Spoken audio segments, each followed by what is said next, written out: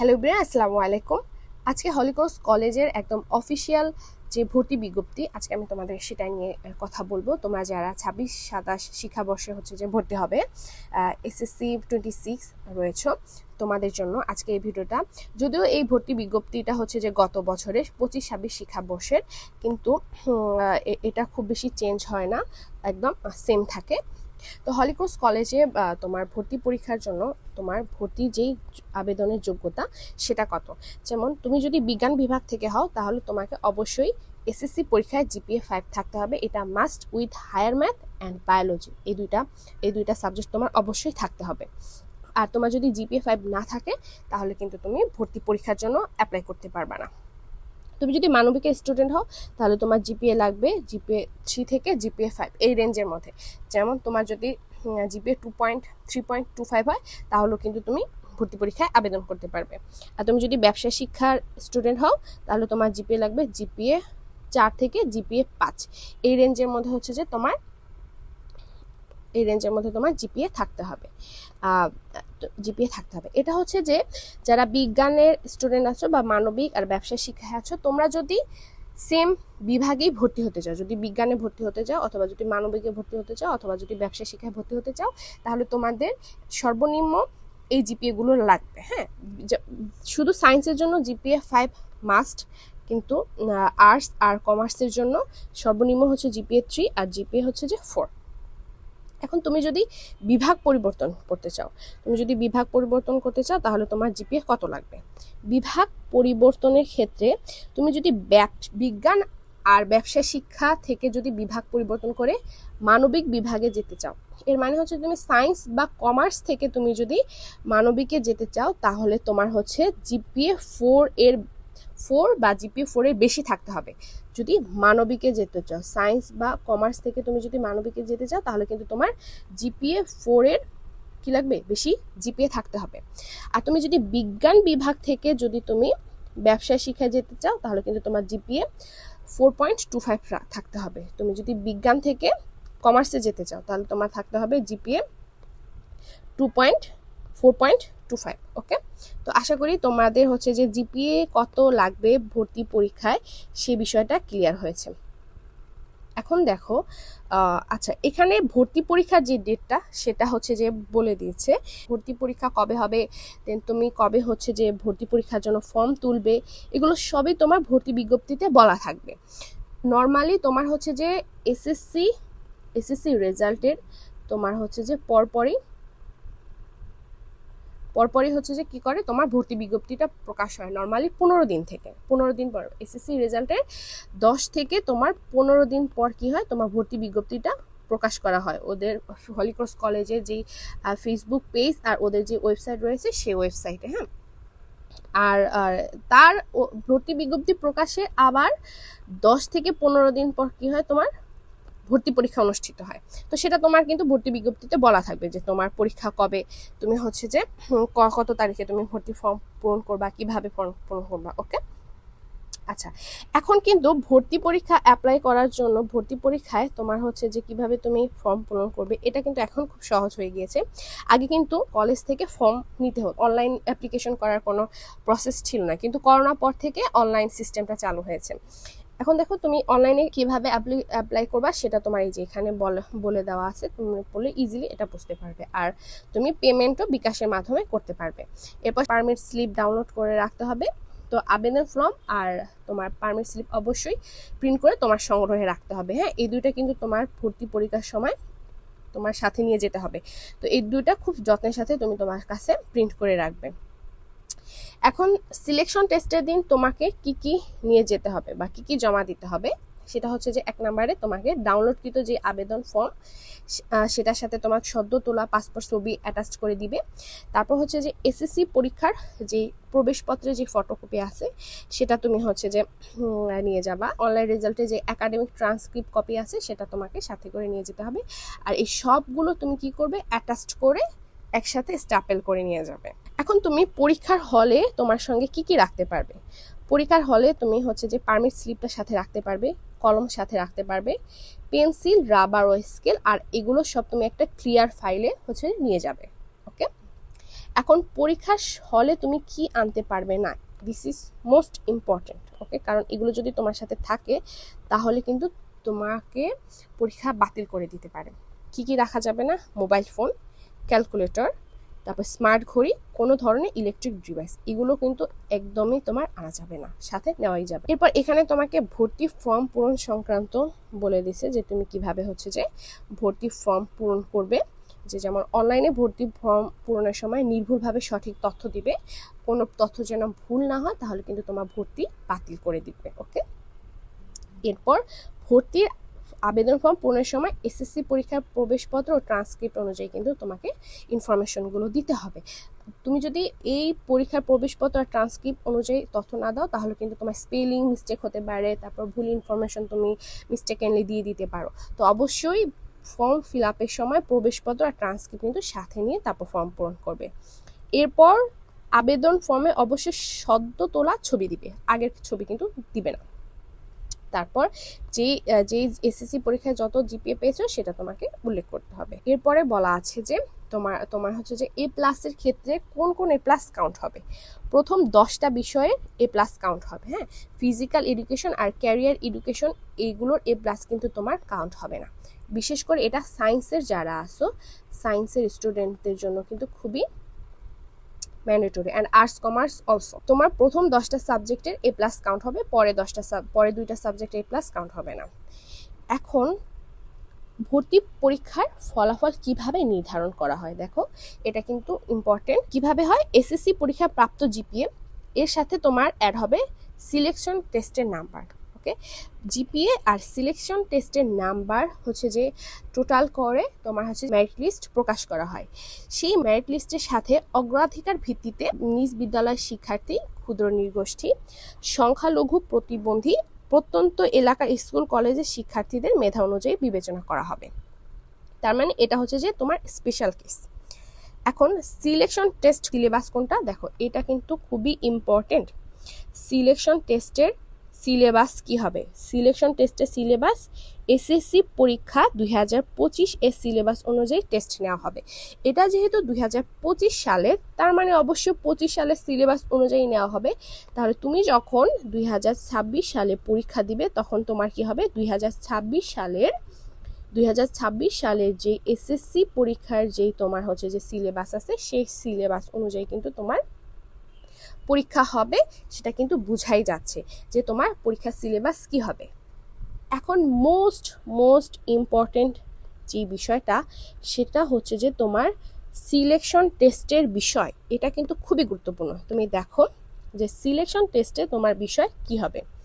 যারা বিজ্ঞানের স্টুডেন্ট রয়েছে, যারা সায়েন্সের স্টুডেন্ট রয়েছে, তাদের জন্য কোন কোন বিষয় থেকে তোমার প্রশ্ন হয়ে থাকবে।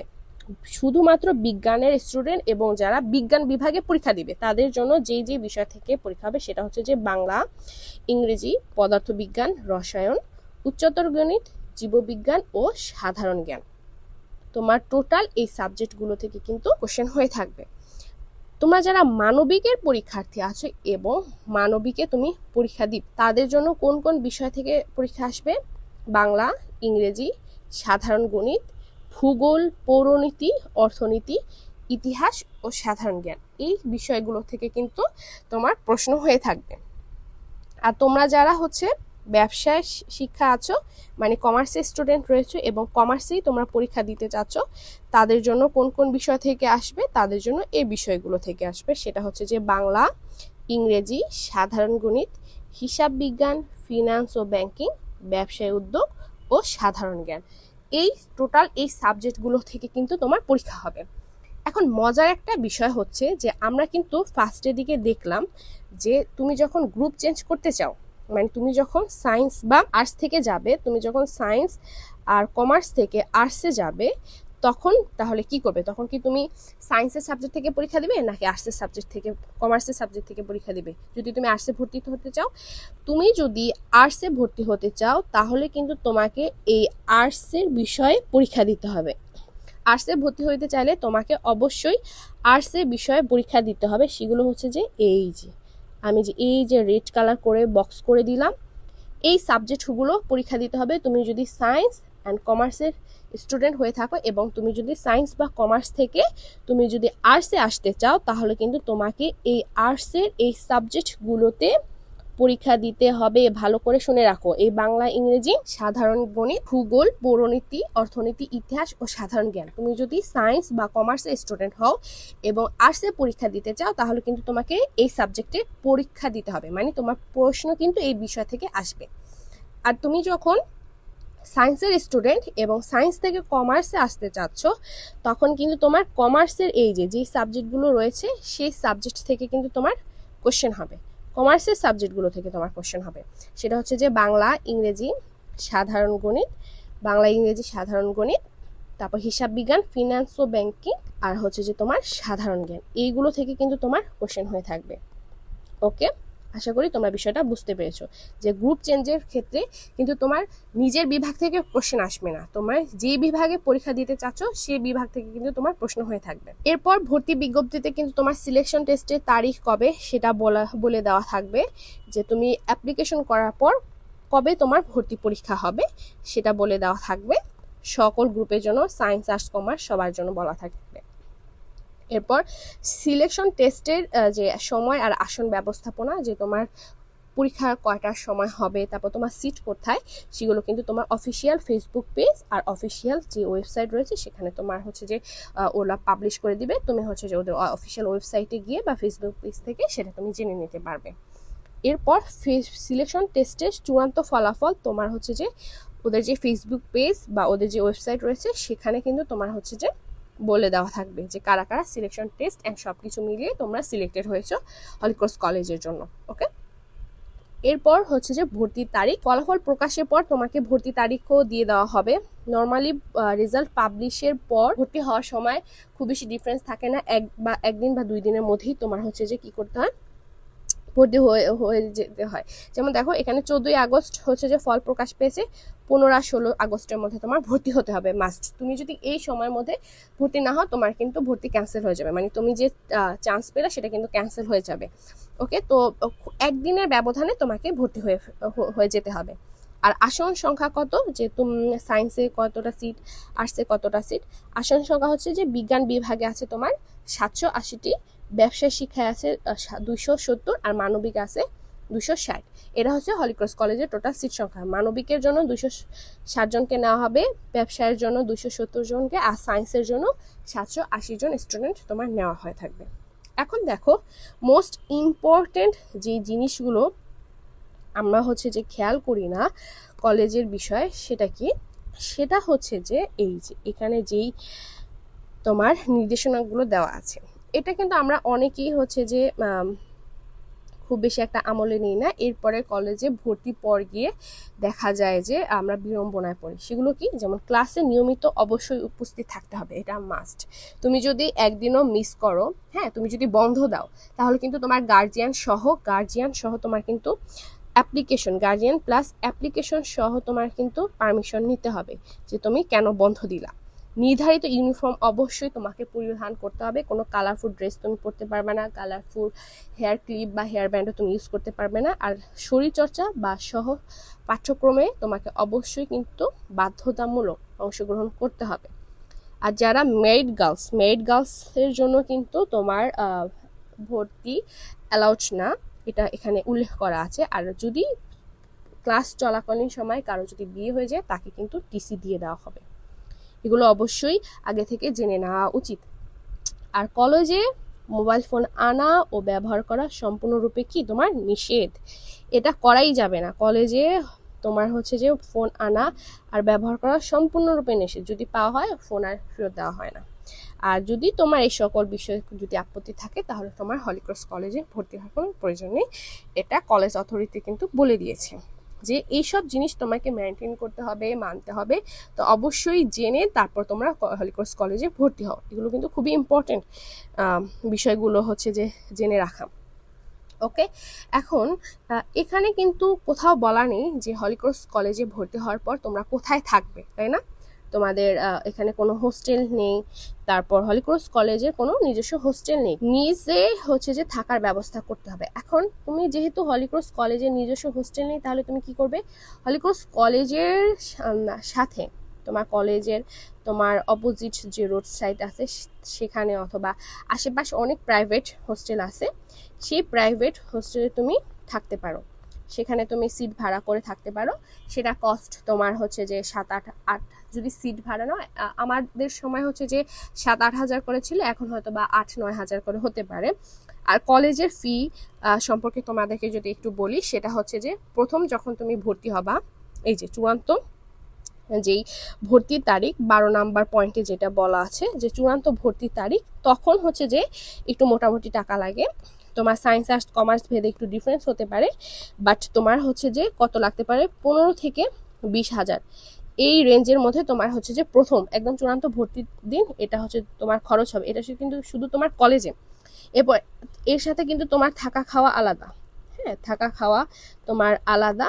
আর তুমি যদি হচ্ছে যে কি বলো প্রাইভেট পড়ো, যেমন সায়েন্সের স্টুডেন্টদের জন্য যদি প্রাইভেট পড়ার প্রয়োজন হয়ে থাকে, সেটা খরচ কিন্তু তোমার আলাদা। হ্যাঁ, তো তবে এই 15 থেকে 20 হাজারটা এককালীন, মানে ফার্স্ট ইয়ারে তোমার হচ্ছে যে খরচ হবে। আর থাকা খাওয়া বা প্রাইভেট এটা কিন্তু তোমার মান্থলি খরচ। আর হলিক্রস কলেজে তোমার মান্থলি একটা ফি রয়েছে, আমাদের সময় 2000 টাকা ছিল, এটা এখন হয়তো বা 2500 থেকে 3000 হতে পারে, আমার সঠিকটা জানা নেই, তবে এরকমই হবে। ওকে, মোটামুটি এগুলো। আর ফার্স্ট ইয়ার থেকে যখন তুমি সেকেন্ড ইয়ারে উঠবে তখনও সেম এই 15 থেকে 20 হাজারের মতন তোমার একটা খরচ হবে। তো এটা হচ্ছে যে হলিক্রস সম্পর্কে ইন ডিটেলস। হলিক্রস কলেজ কিন্তু স্ট্রিক্টলি রুলস ফলো করে, বাট খুব ফ্রেন্ডলি। ওইখানে তুমি অনেক অমায়িক ফ্রেন্ডদের সাথে তুমি মিট আপ করতে পারবা যদি তোমার পড়ার সুযোগ হয়, অ্যান্ড তুমি লাইফে অনেক কিছু ইনশাল্লাহ শিখতে পারবে, জানতে পারবে, বুঝতে পারবে।